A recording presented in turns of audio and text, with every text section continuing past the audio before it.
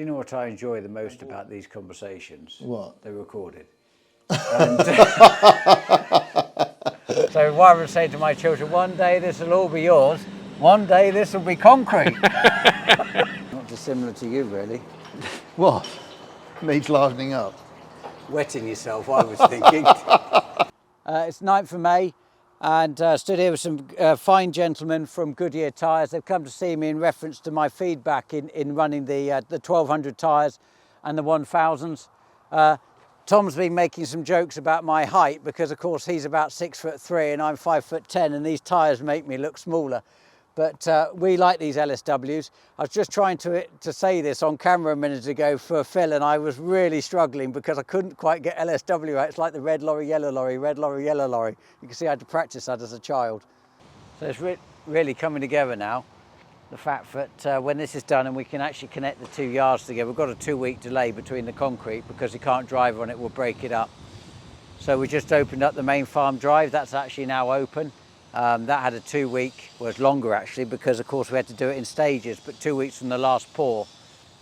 Really pleased that the spray shed's now in a position where we're getting done. We just had a delivery of chemical from Agri again. It comes on a pallet. I'll go quickly nip up there and have a look at that so you can sort of see how it gets delivered. And this is why I want this type of shed to be able to just drop it in, as opposed to trying to unbox it all the time, constantly into a container. Just due to the quantities in which we buy. So this is typically the sort of deliveries we get. They come on a pallet like that, shrink wrap, one for a better word, and they get delivered like this. So that means that they've got to be handballed all the time. So in future, when we move into the new shed, we'll basically be able to just drop them off with a forklift, and then we can go through them and just put them on the pallets that we want to, related to the different uses. And we're getting more and more of this type of deliveries, sometimes multiple pallets, and then in IBCs as well. So it's going to give us the flexibility. Then when they're spraying, they've got to put the caps back on, but basically this is what typically, once they've triple rinsed the containers, so you pour them in, you empty the chemical out, you've got like a film, you know, as if you were tipping a milkshake out.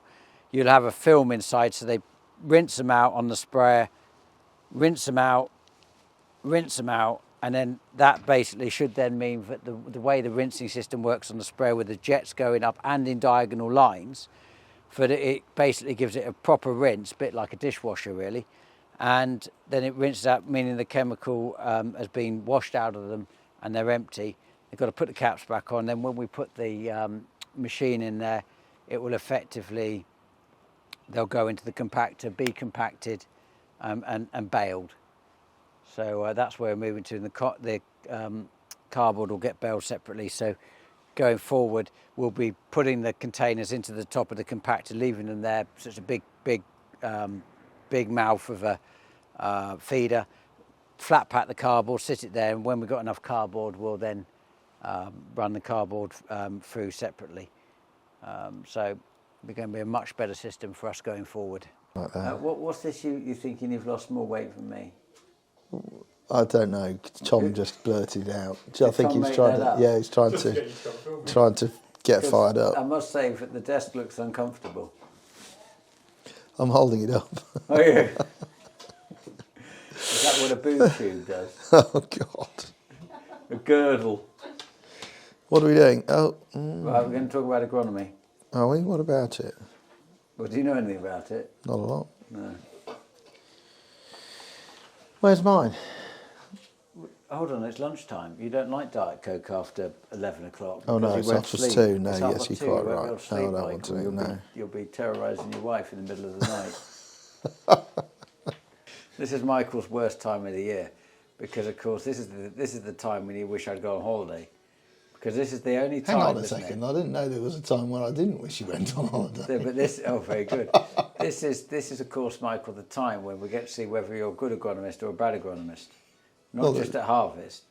This is when regenerative crops start to appear out. Hang on, have you seen? Out of the crop that should be in the field. And when it starts sticking up, this is actually when the agronomist is to blame. This is why you're sulking today, isn't it? Because you've driven very, past very the oats, pleased.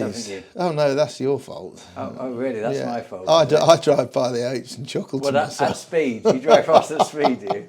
And I think, look what a mess he's made of that. And then just wait until all that Roundup kills half of it. But the wheats look good, don't No, they? in all seriousness, they are clean. Wheats are good, yeah. and the barley looks good. Yeah. No, barleys aren't going to be good. Well, why aren't they going to be good? They're not, I'm telling you. Have you seen the grass in the yard? Not the grass I'm trying to get to grow. No. The normal grass. It's going brown. Because it's dry. Yeah. Yeah. Since yesterday morning, we're now getting drought conditions starting on the crops. Yeah. Lincolnshire is I went and looked at the wheats in Lincolnshire yesterday. They are starting to get thirsty. Cambridge and Bedford aren't so bad. This is when you start losing yield now. Yeah. Lincolnshire is getting Then it will go desperate. into emergency mode, won't it? And yeah. Well, the losing flag leaves are out. We'll be doing T2s next week, end of next week. right. That's 2 weeks early. Is it? 10 days early, yeah. They can't even say it's because I drilled the crops early. No, no, you definitely can't. God, they do. I mean, if we've got some rain, they'd look wonderful. Is there any data to suggest if, for example, the crops get 2 weeks early or whatever, how much yield that's lost? Well, it doesn't necessarily mean it's lost yield, does it? If we've got some rain, it doesn't mean to say that'll lose yield. Well, I don't think there's any way forecast. Well, no, that's right. But what I'm saying is the fact that it's gone, you know, it's a little bit early, not necessarily a bad thing. It's early because we've had such a high intensity of sunlight. Do you know what I enjoy the most about these conversations? What? They're recorded. And, and I'm going to make sure that Tom puts these in the library, and when we get to the yield and the combine, I'm going to replay them when you start to tell me what your justification is. I don't think I need to justify anything. I'm going to irrigate the 12 tonne a hectare Field of Dreams so that you can't say that it was due to a lack of moisture. What do you mean it's windy? Look, my one strand of hair's not moving. Yeah. I don't know why I looked at you, Paul. I'm sorry about that. I'm not good as a wind. We shouldn't talk. We shouldn't talk about hair around you. You should do. Yeah, it's not kind. No. I'm definitely lacking. Don't you worry, Sandy. I think it's coming.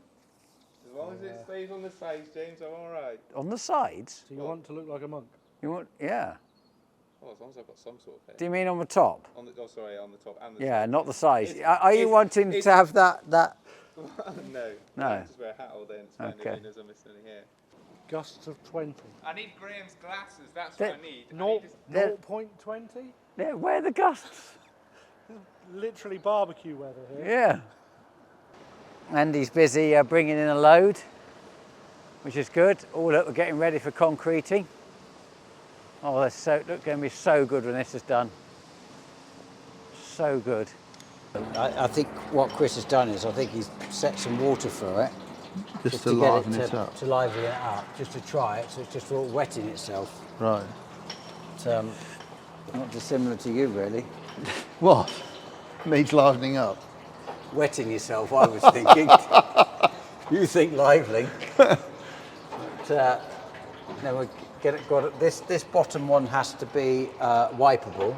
Yeah. And this is going to have the part cans on. Yeah. Have we gone through the list to make sure if any of them can be used Yes. up? No, they can't. All right. And then this one's just going to can be wooden. This we're just going to store like the knapsack sprayers and things up here. Right. And then like we've got that fert spreader. Yeah. That little slug pelleter type thing. I'll just leave it up the top there out the way because I've got the forklift so it can fetch them up and down. Yeah. Are you racking the whole lot? No, that's it. That's it? That's it. Oh. The rest is coming because you bring it on pallets. Yeah, and just and stack it originally I was through going to there. rack it, and then I've since thought all we're going to be doing is unpacking it, putting it on, and then taking it back down the whole time. Oh, can't you just put it on there on the pallets? There's no point. I just run it along the floor. Right. I'll get no end of pallets down there. Yeah, you will. More than we'll ever need. And, Yeah. and when we're farming it's wrong- 25,000 acres, we can put racking in. Well, then we can put racking Yeah. in. Yeah, we might feel like spending the money on racking because Yeah. I had quotes for £6,000 and £8,000 to do Just for racking. racking? Yeah. And I just couldn't bring myself to spend it. No, okay. So That's this will do for the minute. Yeah. And then we'll, so Glyn's just done these, he's just plumbed these up. So Right. we'd, Oh, the water's not on. yeah, well, thank goodness somebody was sensible enough not to put it on. And then that one here as well. This was supposed to be for electric socket if we need to run. I was thinking we might have to run heaters there with the chemical, Right. but that's for another day.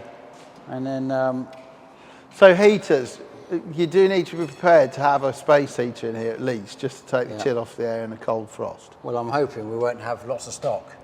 Well, it's more the. I mean, we did have four sprayers freeze up one year, didn't we? Well, it's just to stop things like that. Yeah. I remember. Yes. Yeah. But let's get this operational in here, and if it doesn't work, then we'll have to make some changes. Yeah.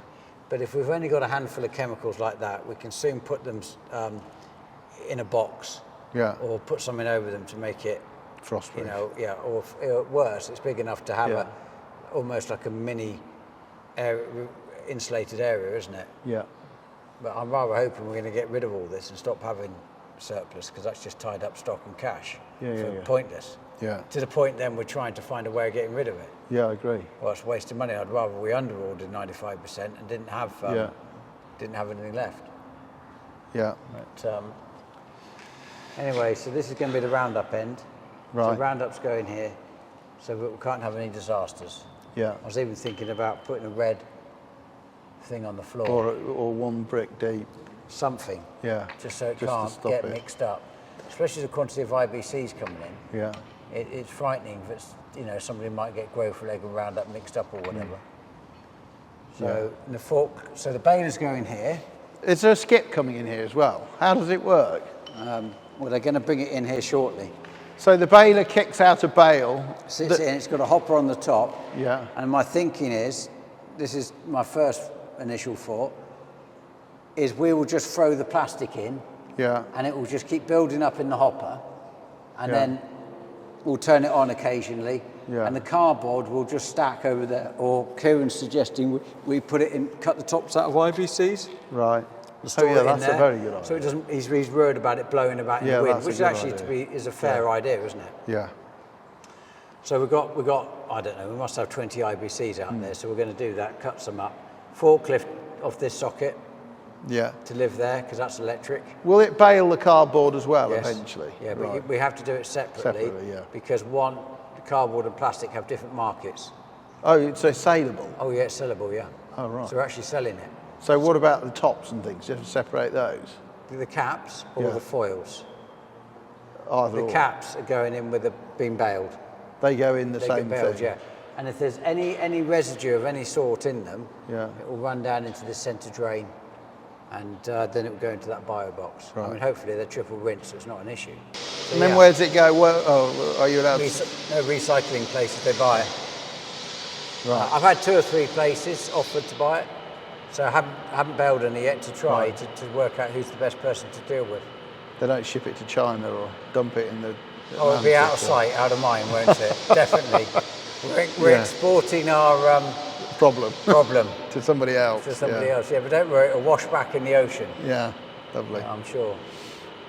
Yeah, not like the old days, Michael, when we used to go out the 45-gallon drum and be sticking it in there, burning it. Yeah, I know. wonderful. Dealt with the problem. All right. But Heard about you country boys. well, us Cambridge lads. I wonder what you were going to say then. Aren't you from Essex? Originally, yeah. Yeah. Suffolk there. Well, I know a lot about you Essex boys. They've even made movies about you lot. Yeah. But, so this is David Powell from Mardon Bailers, and David, we're just bringing it round now. They just load it onto low load. They're going to bring it round, and we're going to put it in position, aren't we? And then get the top on. So we're getting somewhere, and then I'm assuming you'll come back sort of 15th, and we're going to Yeah, run the we'll be stuff back on through. the 15th, install the training and make a couple of belts with you, show you how it's done. And Well, they'll hopefully have a lot more product then. you're going to need a lot. You'll be surprised just how much Is you're there going not to need. enough there in the skip? There may be for 1 or 2 belts, but you really want lots of it. All right, we've got other skips and other farms. We'll have to go and empty them potentially. Yeah, you want as much as possible, really. Okay, fair enough. So. All right. Well, we couldn't. We had so much of it. We had to get it. We had to get it gone. Yeah. And the problem was it was getting wet as well. Yeah. So the cardboard would have just. What will it do with wet cardboard? It breaks the fibres down, basically. So when you go to bale it, will it actually bale wet cardboard? It will bale wet cardboard, but it falls apart. Again, it makes it heavy as well. So, that's good, isn't it? For you, isn't that worth more money? All right. For you, but not so for the... top tip for a farmer, they'll be stood there watering it now, won't they? Yeah. Getting wet bales. They won't, your recyclers will know. Don't worry yeah, they'll catch on, will they? Okay. Operation Spray Shed is underway. I'm not sure what we think about Aaron's lifting ability. Nothing to do with you. Is it the chain man? Chain man? Oh, okay. I reckon it's control and move. No blame central going on here. We're about to put the hopper on the thing once Glyn gets out. Shelves are partially in, not fully in. We need to get some more platforms. Making progress. 9th of May, sun is shining, it's warmer today, and got Tom here from Charles and Dean, just talking about future expansion plans, what we're looking at, what we're going to need to fund, what opportunities are in the marketplace, and try and see whether some of my ideas of where we're going in future expansion actually Tom can help with, or whether that is a bank-related model. A couple of things I want to talk about this morning are obviously the HP requirements for new machinery replacement, and also solar, and what we can do in long-term solar repayment to make it a reward back to the farm rather than making it cash strapped in the first few years, and also looking at Shed of Dreams and what the opportunities on financing and what we've done there. Yeah, good morning, Tom. Morning, good to be back. Yeah, it's very, very good to see you. I can't actually remember when you were last here. Was it pre-Christmas? I can't recall. No, I think it's in January. Oh, was it January? Yeah, okay, January. Well.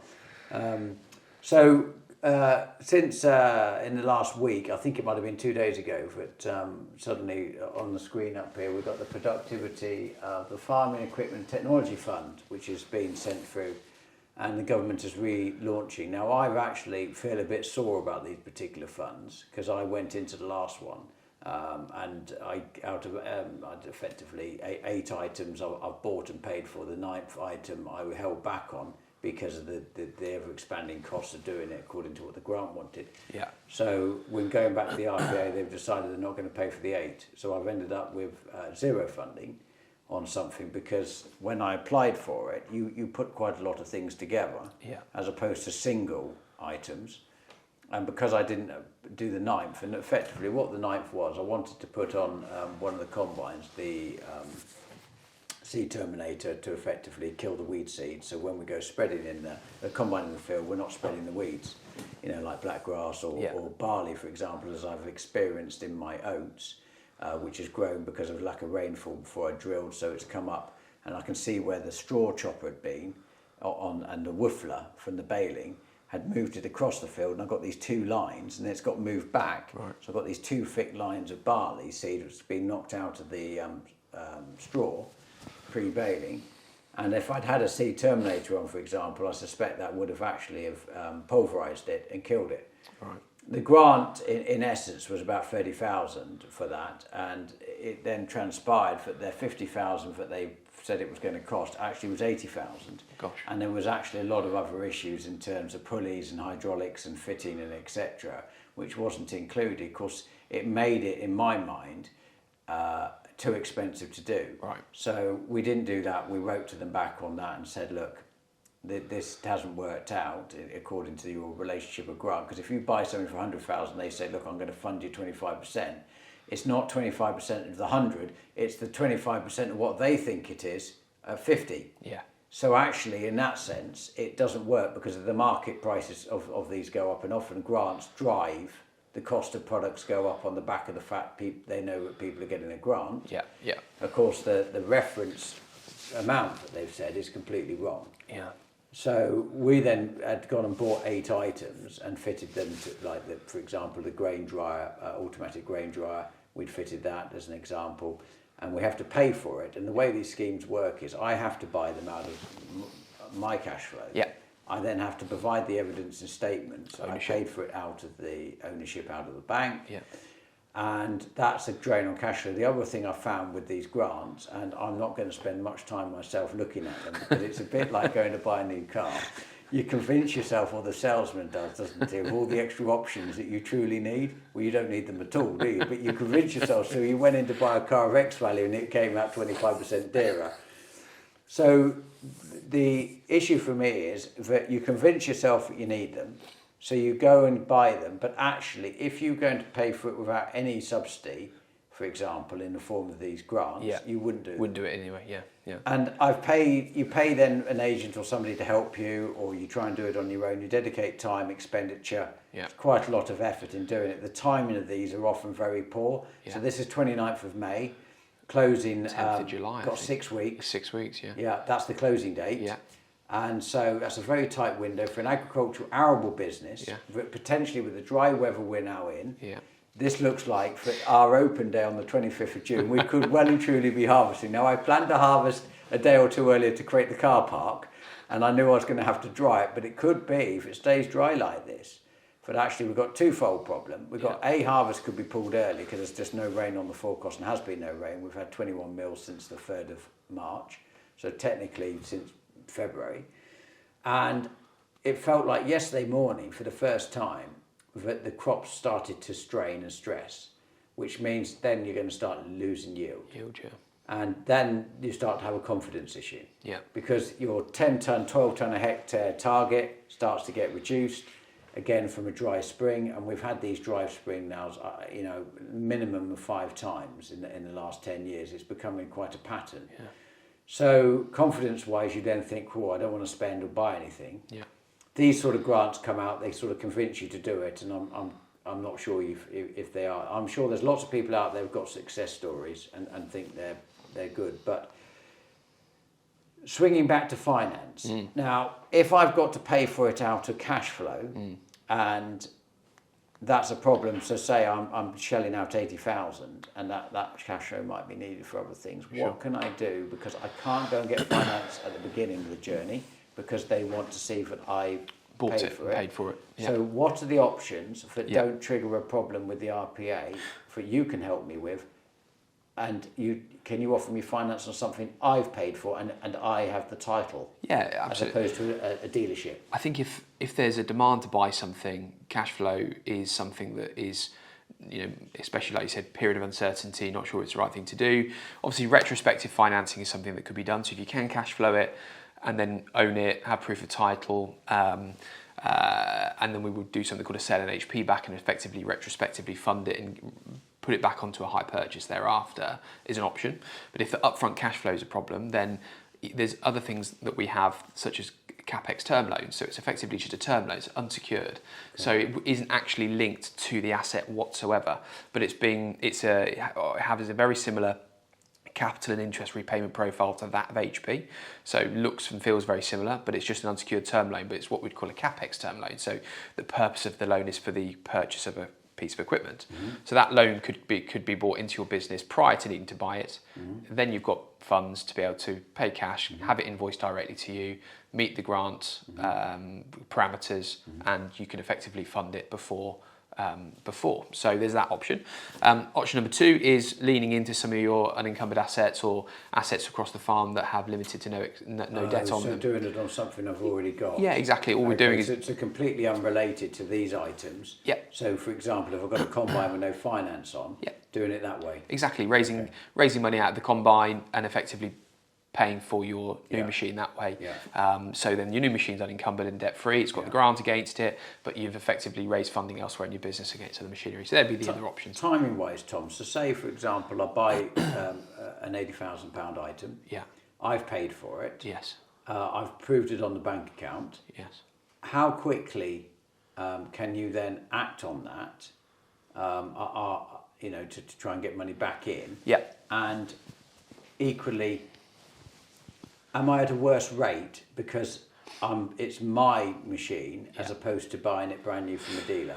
Good question. So when we talk about, I've just mentioned the term sale and HP back. So sale and HP back is actually quite time restricted, so it's restricted to 90 days. So lenders will effectively look at if an asset has been bought and paid for and invoiced in the last 90 days, they'll treat the invoice value as the invoice value, and it will trigger the same rates that you would expect to get on HP. Okay. If that invoice lapses that period and it's now 120 days old, then the invoice becomes irrelevant, and the lender will choose to appraise the asset's value and then apply 80% loan to value, and then it's a refinance, which is very different to that of a sell and HP back, and that can sometimes often attract a different rate. Which is if you were financing a combine, for example, with no HP on it, that would attract that rate. Certainly, because that's, it's a 3, 4, 5-year-old machine. Yeah. We have to appraise its value today, apply loan to value to it, and structure a deal that way. Where a sell and HP back is actually, I've been to auction, paid the cash, written the check, or I've been and bought a machine quite quickly, and then I've effectively got a 90-day period to be able to refinance it retrospectively with the invoice value as the value. So actually, there's two ways of looking at this. One is that actually I could raise the finance before I complete the grant and pay for the other items. So I'm actually I've got cash in advance. Sure. Which is but I'm using another asset to do that. Or I've got the period between paying for it, supplying the RPA with the information, and then coming to you and you using that invoice within that 90 days. Now, assuming, for example, what do you think is a normal term of getting that organised? If, for example, I've paid for it, could I do it in a week? Oh, certainly, yeah. I mean, I think if we're talking sort of sub 100k borrowing, we're talking decisioning in certainly less than 24 hours. And, yeah, within a week. Cash in the bank? Yeah, within a week, certainly. 5 working days. Yeah, absolutely, yeah. Okay. Yeah, I think if it was north of £250,000, then it'd probably be a slightly longer turnaround time, just because it's more debt. Could people, for example, contact you in advance, get all the things sorted out? Yeah. So that they can, is it possible to almost back to back? Well, if they've already done the hard work with you a week before? What we often do for people that, let's just use auction. Yeah. So someone has an anticipation they're going to go and buy something at auction. Yeah. They have a price they believe they're going to pay for it. Mm-hmm. So before the auction, we will actually get them pre-agreed. But we'll get them pre-agreed on the basis that it's sell and HP. So we know they're going to go to the auction and write a check and pay for it, but they've actually already been approved on a sell and HP back. So the moment that they call us after the auction to say, I won the bid, I've got it, I paid 80,000 for it, the following day documents are already out. Okay. And then within a few days, money's back in their bank. Is there anything for if someone is going to an auction, but they can take paperwork from you to say that you've got the funds to give to the auctioneer? Yeah, I mean, we can pay, we can actually do it as a normal purchase through an auction house, but I guess often if the business is able to pay for it at auction, it's a far cleaner transaction. Okay. As in auction houses actually might not want the complication? Yes, correct, of invoicing. Understood. Whereas if we've got, the transaction has taken place, we've got the invoice, we've got the proof of payment, we've seen the money leave the bank account, but we've already, before you've gone to auction, had the work done to get it approved. It's a far cleaner transaction, it's a lot quicker. Okay. But the other option potentially could be there, but they'd have to make sure they cleared it with the auction house first. Typically, yeah. Okay. Yeah. That's interesting. Yeah. So it's actually quite a lot of hope there, isn't there? Certainly. In helping people who, might be concerned about some of these grants, and actually, do they really need it? And if so, how are they going to fund it? Yeah. Because I was always under the illusion before, as we talked about, that there wasn't any real opportunity for funding it after you paid for it, because that was as I understand it, the RPA says that you've got to own that asset for 5 years. Yes. So in my mind, I thought, well, that meant that I've got 5 years of clear title, want a better word, that has to be with me. Yeah. Because, of course, if I do the HP, the title is moving to the HP provider, isn't it? However, the product is a purchase product. So hire purchase is a purchase agreement, so it has a mechanism for ownership. Okay. So what I would imagine the grant people won't want to see is it go onto an operating lease, or some form of lease structure whereby ownership isn't there, and the title does permanently stay with the funder. Okay. Where a hire purchase product is a mechanism for purchasing. So I believe that meets a lot of the criteria. Oh, that's interesting. Because I suspect, I know one of the dealerships sent me this link to this. I think it was last night or the night before now. So there'll be a lot of dealerships up and down the country who have had a lot of sort of conversations about direct drills and whatever in advance. And judging by the fact that I had it by WhatsApp, and he did reply with something on the bottom to the line of, "Oh, we've got everything you need." or you want, or something like that. But so anyway, that's interesting. So just thinking about the farm now in terms of other things we've got on. So we've got a solar project happening. Yeah. And we want to put on a 50 kilowatt solar system, which is being put on top of the building here, which is just behind us. And this will be the first solar I will have done on a building. Okay. And Gordon and Steve emptied the shed this last week to make sure, because the netting people wanted to come, and unfortunately they wanted the shed empty, which is a bit of a pain for us actually, because there was quite a lot in the shed. So we've had to move it to another shed to allow the netters to come in. We even offered for them to come in and use a cherry picker, one for a better word, longer one than the one we had, so they didn't have to take the crop out, but they weren't prepared to do that. Their other solution was actually using netting for stayed on the roof, and it stayed on there, and they bolted through it, one for a better word, and then they cut away and left it there, and I didn't want that. Right. So we have to have bought the netting for them to have been able to cut it, obviously, in that, so there was a greater cost, so we've gone for the emptying. But this is effectively a 20-year sort of energy production scheme in that sense, but it's a 10-year payback is what I'm looking to do. Yes. Because just like we did on the field, I want to be in a positive cash flow. Now, as I understand it, the issues here is that HP would do the solar, but not over 10 years, like a 7-year profile. Yeah, I think, firstly, I think PV, solar, green energy, the asset type is obviously it is attractable. It is attractive to asset finance and leasing, to HP and lease. But from an asset risk perspective, it's not the best asset to lend against. For the fact that if you weren't to pay, recovering that type of asset is tricky. Absolutely. So the practicalities and the logistics Repo of it. man can't turn up, can he? Yeah, he doesn't want to get on his ladder and try and pull him off the roof. So principally, the risk profile is higher. So, and I think that's probably been a sentiment across the green energy space for some time. I think what we're seeing at the moment is since COVID, there was a government scheme called CBILS, which then evolved into something called the Recovery Loan Scheme, RLS, and last year that's evolved into something now that we know as the Growth Guarantee Scheme. And the GGS scheme, the Growth Guarantee Scheme, is a government-backed guarantee, so it's giving lenders some support around lending. And what we're starting to see, which I think is a really positive sign, is lenders starting to use this government-backed guarantee for green energy concepts, because it takes a little bit of risk off the table when the asset is... Can I just interrupt you? Can you just explain the green energy it's called the Growth Guarantee Scheme. Okay. So GGS, so it's the Growth Guarantee Scheme. And it is a 70% government-backed guarantee. So lenders have to apply for it through the British Business Bank, and it can be used for various different reasons. But what we're starting to see lenders use it for is to gain more appetite to lend to green energy projects. So where they would otherwise lend against solar or ground source or any kind of green energy investment, the pool of lenders that would lend against that have historically been quite small. And what we're starting to see, and especially with the capex of these investments being quite large, I put the reason why we've not necessarily gained as much green traction over the last 5, 6, 7 years is broadly because limited access to liquidity and capital through funding, and capex is high, and given the other burning costs of a business, it's not necessarily at the priority list. So what's positive to see is we're starting to see lenders being more comfortable lending against green energy because of the government backing. Because they've got that guarantee from the government. Interesting. So we're starting to see lenders actually take a far more obvious stance in that green energy, which I think is a really nice thing for more players are coming in. Certainly. So it's actually giving you a greater access, scope, certainly. And I think the kind of pegging that back to agriculture, I mean, obviously it's applicable to any business that's looking to go green, but I guess pegging it back to agriculture and sort of the broader agricultural diversification discussions, this is really interesting because I would imagine something that has been spoken about quite broadly for many, many years, but often put off because of the cost.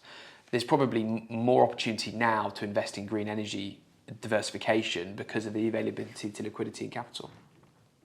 Yeah, I mean, the thing about solar is, the way I look at it is that this has got solar and battery on this particular scheme. Yeah. I'm going to pay the money anyway. So I'm going to pay it to electricity company. So if I can make the period of the finance long enough that it's almost the same payment, you could argue it's no different to me.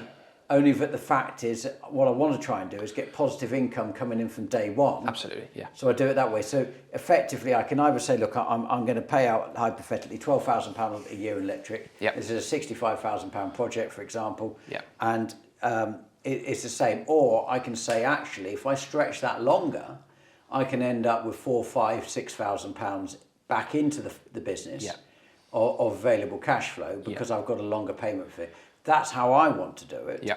Because then to me it makes sense to do it because otherwise we're on this constant never and it's all for the future. Yeah. Which is, as you're expanding a business, I've spent most of my life saying, we're doing this for now, it's going to be better for the future. You're getting instant cash flow relief, aren't you? Yeah. From spreading it over a longer term. Yeah. Obviously, it's going to cost you more to borrow money over for 10 years versus say 6-7 years. But as you said, what you're always balancing, I believe, in business is cash flow versus cost. Yeah. And if you're wanting to be cash flow positive from day one, then the offset is going to cost you a bit more. Well, my grandfather used to talk to me as a child all the time, and he must have drummed it into me a lot. And he always used to say, a lot of great businesses fail due to lack of cash. Absolutely, yeah. Cash flow is king. Yeah. That was, he's always saying that to me. Now, in my mind, I'm always thinking about cash flow. Yeah. Because that is effectively, you don't want to be in a situation that you suddenly can't pay bills. Yeah. Or you've gone past your 30 days, or you start to create mistrust in the very small industry. Absolutely. Yeah. Or you can't pay the rents, etc. Yeah. And my whole sort of being is about expansion, about taking on more land, more farms, etc. Putting myself in a position to be able to do it. Yeah. So how are we going to do it? How am I going to make myself in a position where I can go to the auction, put my hand out, shake the hand. Yes, I can do the deal. My word is my bond. Because I've got everything in the background sorted, or somebody says, can you farm my 1,000 acres? Yep, no problem. Put your hand out, pay the rent in advance. Yeah. And I truly believe if opportunities are going to come, and they come thick and fast, because, in farming there are sort of big prices, low prices, people want to get in, get out, then you need to always be in a position that you've got all this organised. Yeah, I mean, conversations I was only having the other day. I think when you build that level of trust in your industry, in your own industry, and you're long in the tooth with it, and you're of a certain scale, there's opportunity presented to you all the time. And actually, often it's about choosing which opportunities you want to take forward and having to perhaps let go of others. Yeah. So that's a really nice, privileged position to be in. Once or you you build reshape as you go along. Yeah, but because whenever you start a new business, you generally get the low-hanging fruit, don't you? Well, yeah. And during time, you hope that you can reach a bit higher. Yeah, but I think, when you're managing cash flow and managing your business's finances, often what is available, what flows in, flows out is a reflection of the current operating business. Then an opportunity presents itself at the 11th hour and it looks appealing, but it throws you off course because the need to invest in that opportunity requires capital that you hadn't budgeted for. Yeah. So, it's about just having the ability to react quickly and have availability to liquidity and capital as and when required. Yeah. And actually, if the opportunity cost if the opportunity is lost because you haven't got availability to capital, that's the value you place on paying interest. That's on borrowing one of the capital. reasons I moved banks. Yeah. And it was one of the best decisions I ever made, purely because great opportunities presented themselves to me. Yeah. But I was within a structure, within a bank that couldn't make a decision. They could take up to 8 months to make a decision to say, yes, you can do it. But of course, by then, the world had moved on and the other party had found somebody else. Absolutely. And I was missing out on opportunities purely from their structure. Yeah.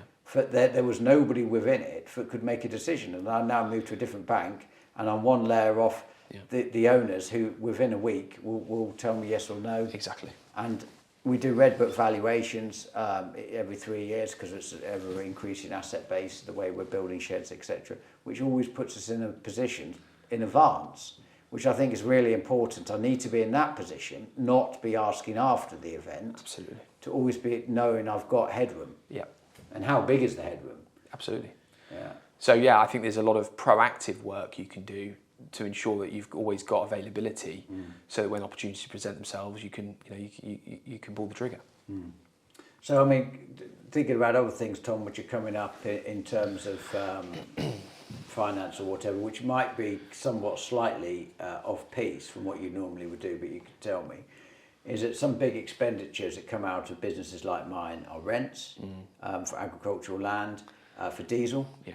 I mean, we we have over 1 million litres of diesel, so we no, we don't. That's not right. Yes, it is. That is right. Sorry, yeah, sorry. That is right. Yeah, we do. We have over 1 million litres of diesel we use because of the lorries and the farming. When you combine the two. Gosh. I mean, Paul here has just printed off me a sheet to just sort of tell me about the cost of fuel. But he's been benchmarking to see the different ways of buying fuel for us in terms of is to go to the fuel station for white diesel and go and fill up on the cards. And which card do we have? Because there are a multitude of fuel cards.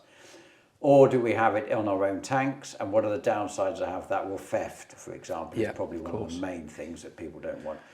And also, then we've got red diesel, for example. I can't pop up to BP and fill up.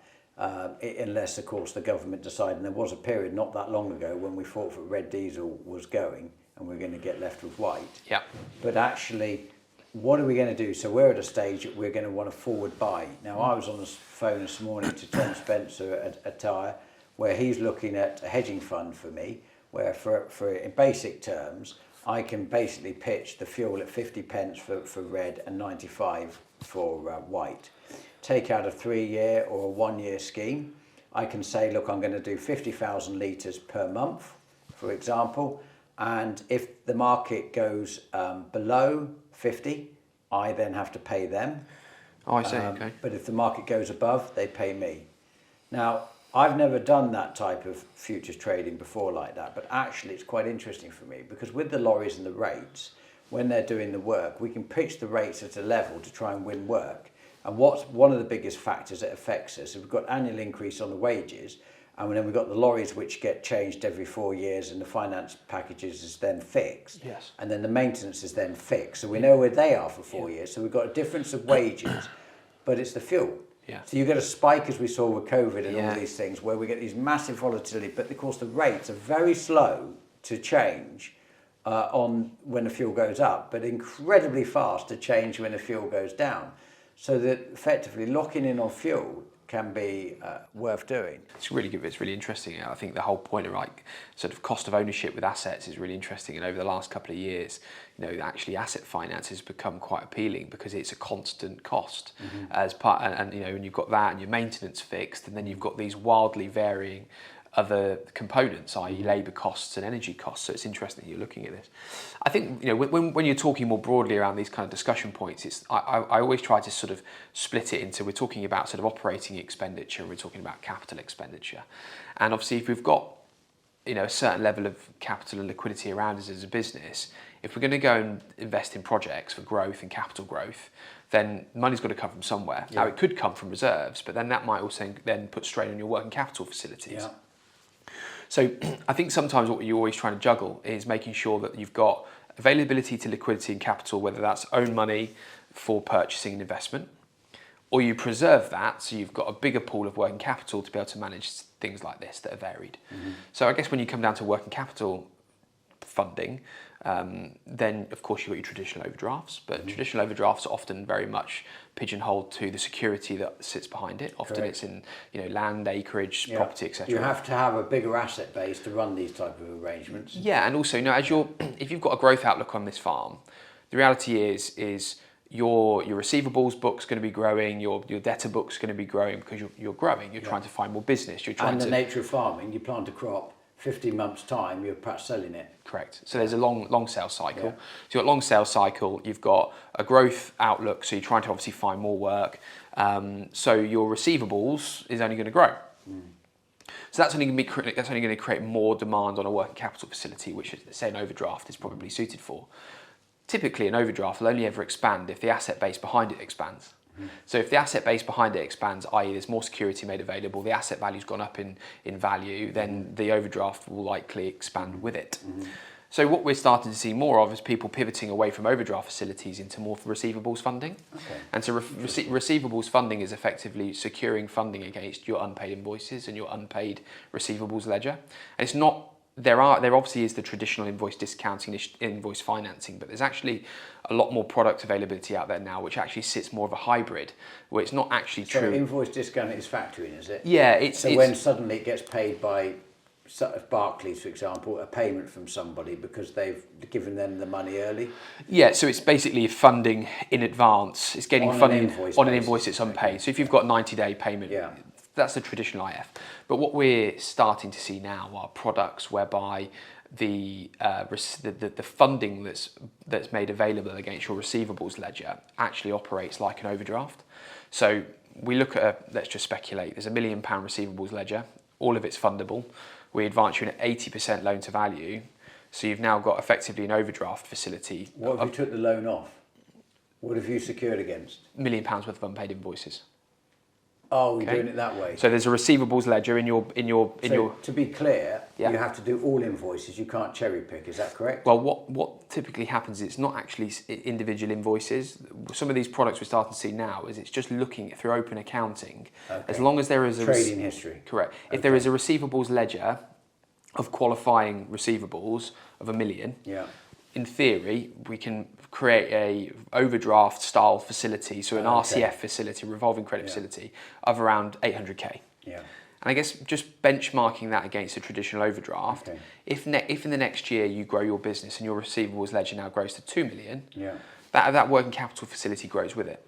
And I'm assuming this is actually quite an expensive finance, is it? As opposed to a traditional overdraft. Is this where banks typically won't lend because their people don't have the assets? Would this be a sort of a model based on that? I think you're talking marginal changes, marginal differences in price. Oh, really? You're talking marginal differences in price, but what we're starting to see... Personal guarantees? Not always, depends on the underlying company guarantee. Okay. Yeah, absolutely. And what we're also starting to see is when you take a traditional invoice finance, a lot of the charges and securities and debentures required are relatively onerous. You know, everything that's unencumbered in your business gets captured with an overdraft. Yes. It's secured in terms of legal charges on land and property. Yeah. We're starting to see products now where the actual charge is only on the ledger. So it leaves everything in your business free from charge. Interesting. So again, what's really interesting is that as we're starting to see some of these products evolve, someone could obtain 80% borrowing against their unpaid invoicing through a receivables working capital facility that grows with them. Yeah. So, you know, if they've got an expansion outlook and their receivables grows, their funding, their working capital facility grows with them, which you don't have that. You have a glass ceiling with an overdraft. Yes, that's correct. And an annual. Absolutely. And then equally, the charge and security that's actually provided for that working capital facility is exclusive to just the receivables ledger. Now, an overdraft, which always frightened me about an overdraft, is why I don't run an overdraft system, is that they can pull it on demand. Well, that's it. And you have to have full repayment. Yep. Now, that's always frightened me. So I sort of haven't been on the overdraft thing for some years now. Yep. What you're offering... Is that also with the same terms that can be pulled on demand? No, look, I mean, no, because you know, if you've been exposed to no, broadly it's normally a 12-month, a 12-month facility. Right. Are there review clauses in it and things? You know, if things aren't going well, that there is notice that they're not going to renew, I'm assuming. I mean, typically there'll always be some form of auditing, making sure that you know the use of the facility is appropriate. But I guess the point being is it expands and contracts based on your business use, where an overdraft is pretty fixed. Okay. And it has a glass ceiling based on the underlying security. Yeah. So what we've actually started to see over the last year are people transition out of overdrafts and into these types of facilities because they've got an increased expansion, they've got an increased exposure to working capital if needed, and also we're limiting their security. So it's interesting. So it might actually work quite well for businesses who are tenant farmers, for example, don't have an asset base. Yep. Is there value on tenancies, long-term tenancies? Is there any value on that? I don't know, James. I'm not. I wouldn't be too sure on that, to be quite honest. Yeah. I've actually found a question for you can't answer. Tom. No, yeah.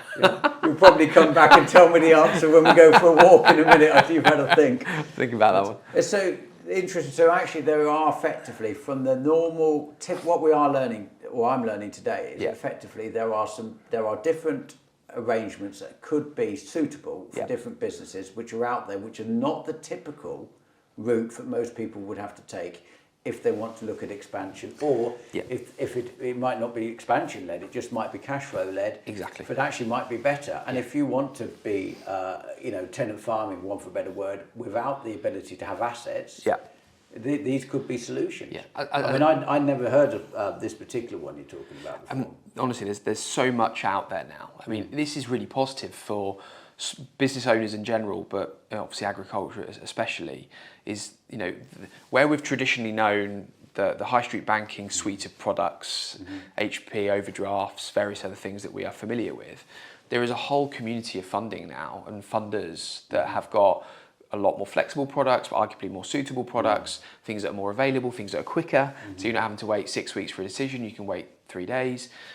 So it's all about suitability. I appreciate price is always really important, but you've got to balance up. It depends. Sometimes price isn't the most important factor. It's the ability to do something. Yes. Can be more important. Absolutely. The missed opportunities. But one of the points about your business is that you aren't pigeonholed into one particular lender, are you? You have multiple lenders, so you will find a product, hopefully, that suits people. Because one thing I've learned about farming businesses is actually no two are the same. Yeah.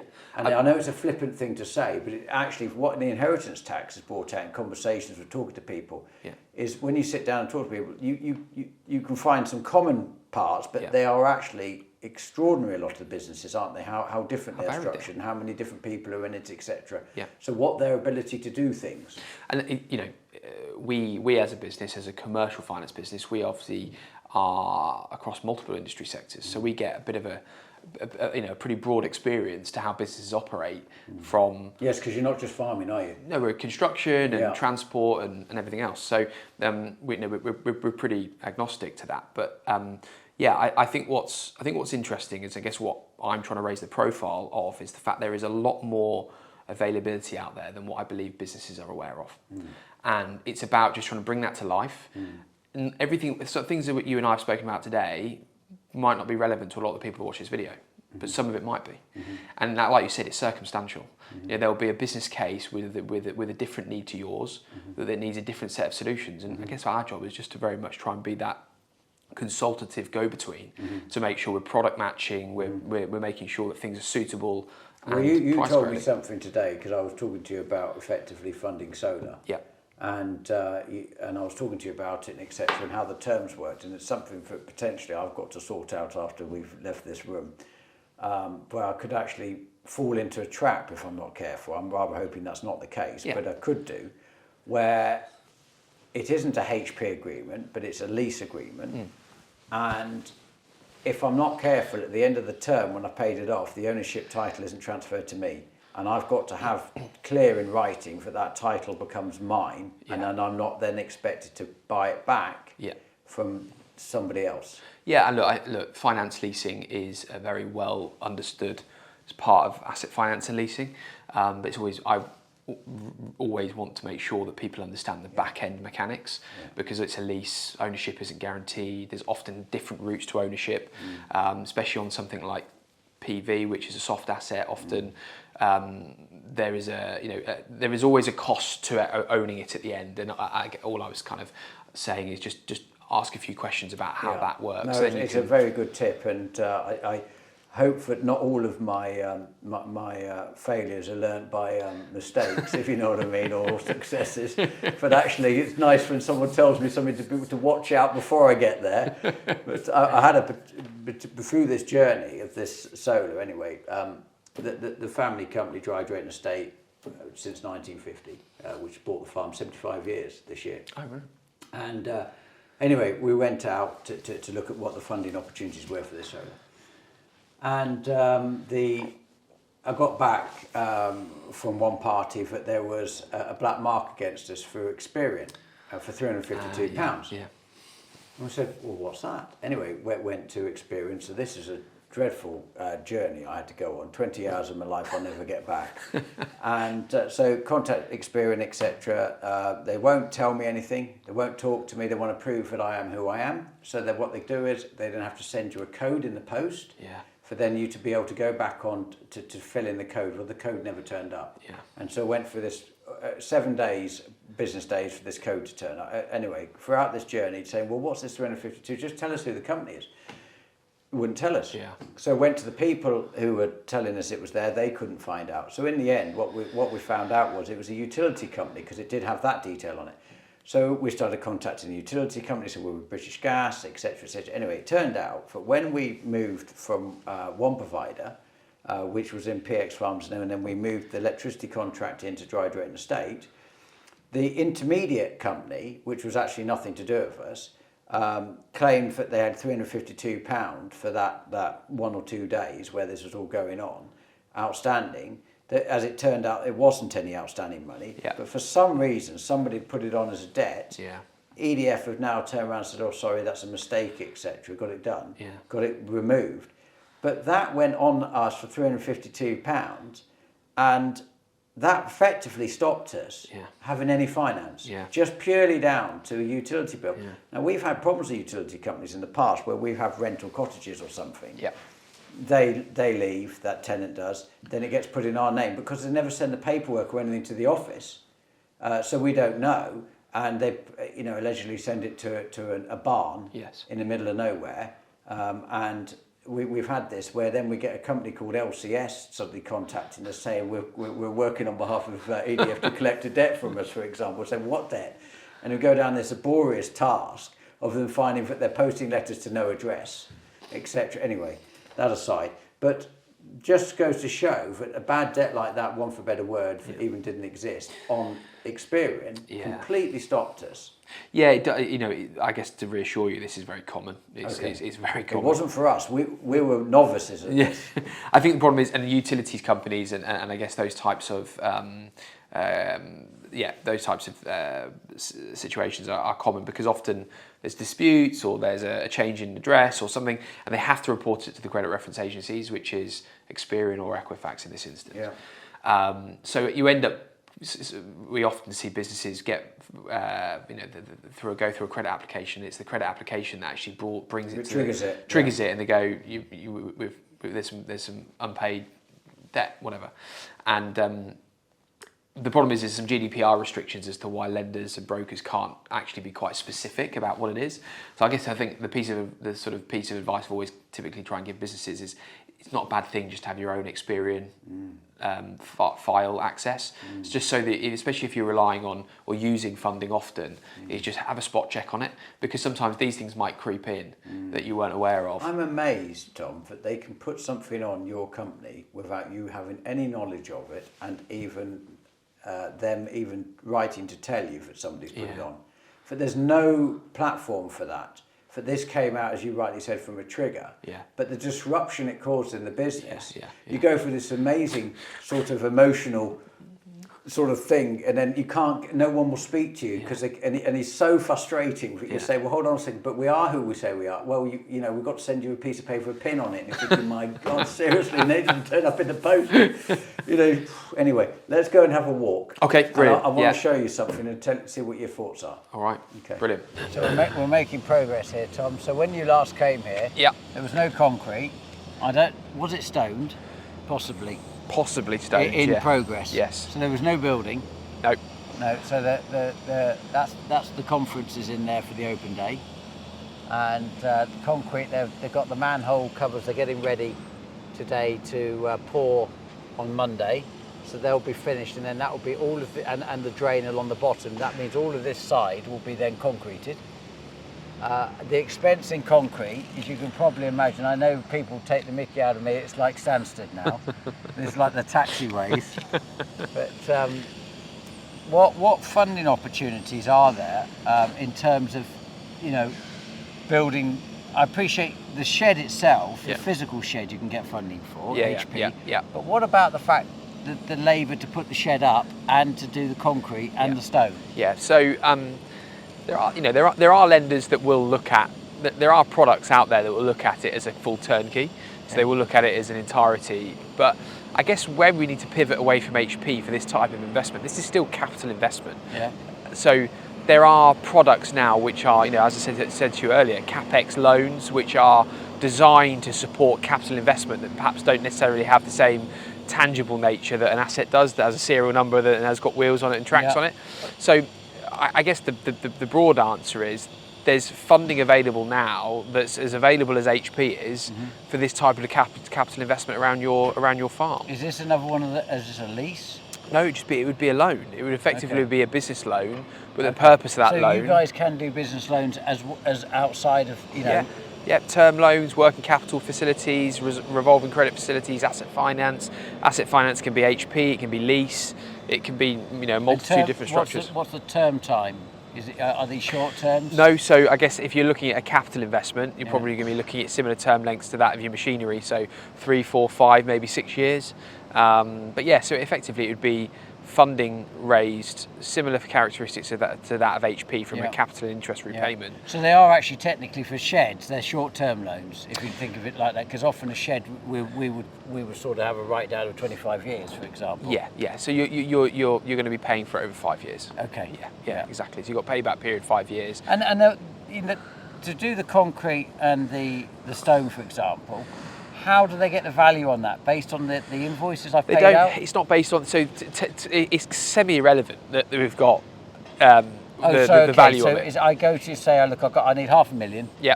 For the concrete and etc. Yeah. And you do it that way. Yeah. Okay. And all I effectively need to do is make sure that the funding that we're raising, there is something we can peg it to, and it's not fresh air. So if I've got a project breakdown and there's concrete value of X and there's stone value of Y and there's shed components of then we can justify that 500,000 has been spent on all of this. What about security? Because if we've already got, say with banks, if we've already got first charges. So these types of loans would be unsecured. Ah, right, because that becomes the other problem. If you've got first charges with the bank, for example, they might not allow a second charge. Yeah.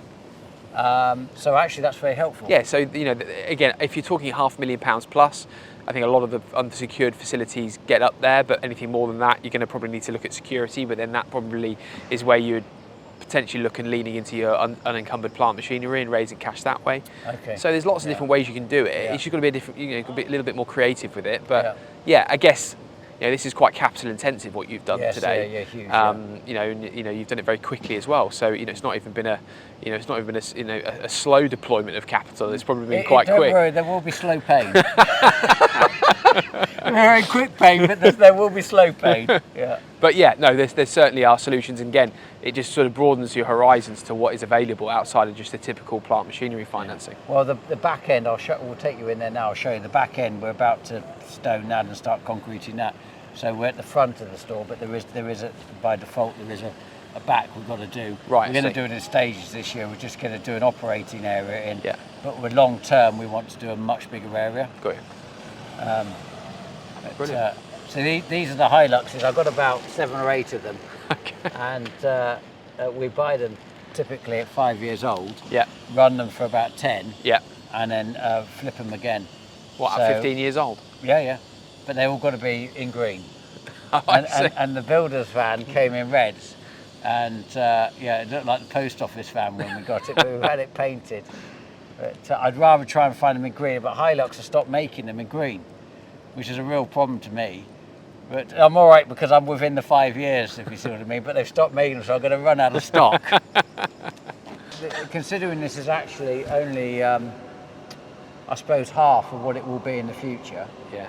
And when they take the back wall out and we extend it, you realise how big it will be. It's vast. It's going to be a nice operating shed, and we think the farm operating side will move over this end of the yard. Do you think?